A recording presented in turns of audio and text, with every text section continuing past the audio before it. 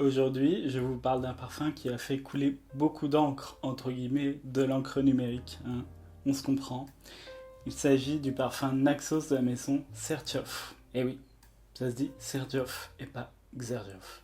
C'est une maison italienne fondée par Sergio Momo, je crois. C'est le parfumeur de la maison. C'est une maison assez récente, hein. Elle a été créée dans les fin des années 2000. Et c'est, je pense, l'un des premiers succès, et voire même le plus grand succès, hein, de la marque, Naxos. Donc, ce parfum jouit d'une popularité extrême, comme je vous l'ai dit, surtout chez les hommes. D'ailleurs, c'est clairement un parfum qui a des codes de la parfumerie masculine. Il cherche à mettre la Sicile en flacon avec les agrumes, la lavande. Au départ, il y a les agrumes, pétillants mais en même temps doux. Et donc ça donne un côté un peu bonbon acidulé au parfum. Après, dans ce parfum, il y a surtout des notes de miel, de tabac et de lavande. C'est vraiment le cœur du parfum. Et puis il y a un fond vanillé, fève tonka. Et écoutez, ce parfum, c'est la quintessence du parfum italien pour moi. C'est un parfum qui est extravagant, un peu m'as-tu vu, mais voilà, c'est ce qui fait son essence et son charme. Pour moi, ce parfum, c'est le parfum de la virilité un petit peu caricaturale. C'est l'image d'un mec très bien sapé, en costume chic, en costume italien évidemment, hein, et qui aurait un poil transpiré. Donc, je sais que c'est étrange comme image, mais c'est celle que je me fais. En fait, ce parfum, c'est le parfum qu'on porte pour afficher sa réussite.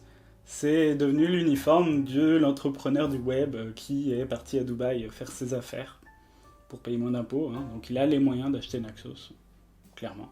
Certains vont détester ce côté-là, d'autres vont l'adorer. Bon, c'est une affaire de goût. C'est pas un parfum que pour hommes, hein, parce que je pense que beaucoup de femmes aussi apprécient le porter, étant donné que c'est un parfum très doux, charmeur. Il est sensuel, quoi. Ce sont des qualités que de plus en plus de gens recherchent en parfumerie. Ce côté un peu cocon, un peu doux. Et puis, vous savez, les femmes n'ont pas attendu longtemps avant d'emprunter leur parfum, justement, à leur homme, à leur chéri, ou tout simplement à s'approprier les parfums rayon homme en parfumerie. Donc c'est tout à fait normal qu'elles se l'approprient, je le comprends tout à fait. Par contre, c'est vrai que je pense que c'est un parfum qui est plutôt dans une tradition de barbershop, de fougère, un petit peu orientale, comme on disait avant. Parce il est un peu savonneux, hein. Ce côté lavande très propre fait que, ouais, c'est quelque chose qui me rappelle beaucoup ces parfums un petit peu, entre guillemets, classiques, anciens, que j'aime aussi beaucoup. Et concernant les notes, moi, je sens surtout la lavande, comme je vous l'ai dit. Après, il y a le côté mielé, effectivement, qui ressort beaucoup, qui apporte, je trouve, de la personnalité, mais surtout le côté sucré, hein. Peut-être un poil trop à mon goût, c'est dommage. L'évolution du parfum, je trouve, est vraiment marquée par la fève tonka et la vanille. Ça se sucre encore plus. Ça se simplifie aussi, malheureusement. Moi, je préfère le départ que la fin, même si la fin est très sympa, comme je vous l'ai dit, chaleureuse. C'est vrai qu'en tout cas, les notes que je vous ai dit vont plutôt bien ensemble, se marient bien et donnent un résultat très cohérent et convaincant. Alors ce parfum, il a plusieurs qualités. Comme je vous l'ai dit, c'est un parfum qui tient bien. C'est un parfum aussi qui diffuse très convenablement. Je pense que ça fait aussi partie de son succès parce que maintenant c'est presque non négociable pour un parfum à succès.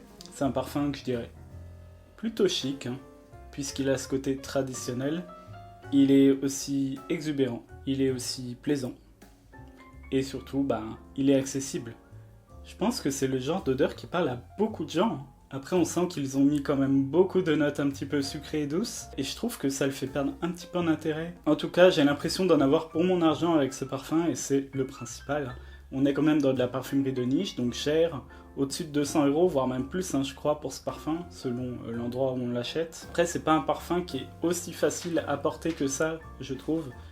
C'est pas un parfum que je conseillerais trop pour le travail, parce qu'il est assez fort, il est assez sensuel et il a de la personnalité.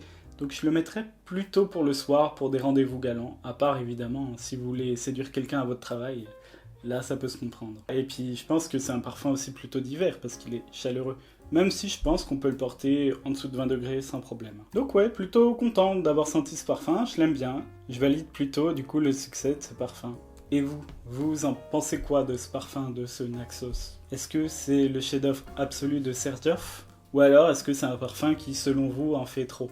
Dites-le en commentaire, comme ça on peut en débattre. Et si cette analyse vous a plu, n'hésitez pas à liker, ça m'aide à continuer dans cette voie, à vous proposer des revues approfondies de ces parfums. Donc merci beaucoup à ceux qui le feront. J'en ai fini pour cette revue, donc moi je vous dis à la prochaine.